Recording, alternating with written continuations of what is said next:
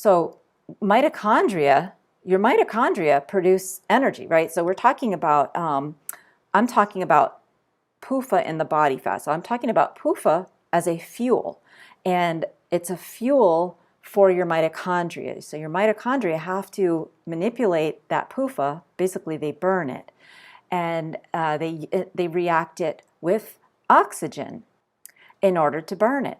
They can use different fuels, not just body fat. They can use sugar too. But it is oxygen, and it's not that they use, right? So I just showed you that oxygen and PUFA are a bad combination, especially when you get activated oxygen. And guess what mitochondria use to break down chemical bonds and generate energy like this for your cell?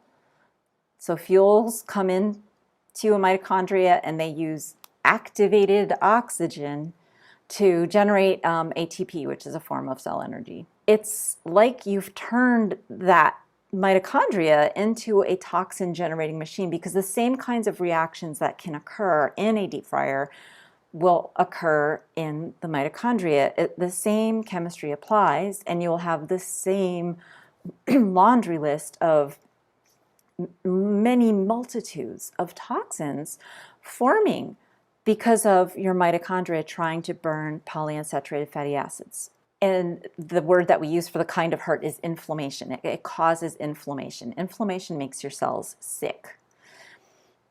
And if you've heard of pretty much any kind of disease that is a chronic disease, you will hear the word inflammation. There's a lot of inflammatory diseases out there. The number one source of inflammation in our food supply is the polyunsaturated fatty acids. It's responsible for the vast majority of inflammatory related health problems. You feel it where it comes into your body, which is your digestive system.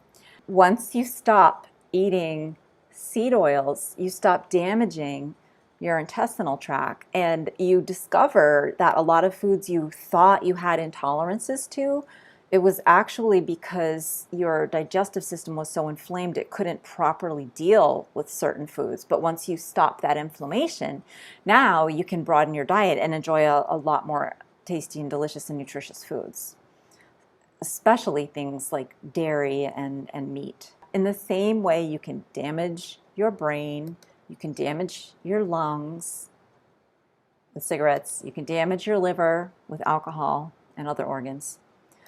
You can also damage your body fat